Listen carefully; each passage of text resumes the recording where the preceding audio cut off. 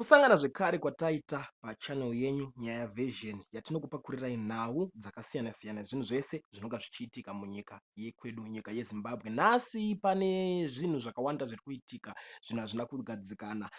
Hakuna runyararo ruzere mumwoyo yevanhu.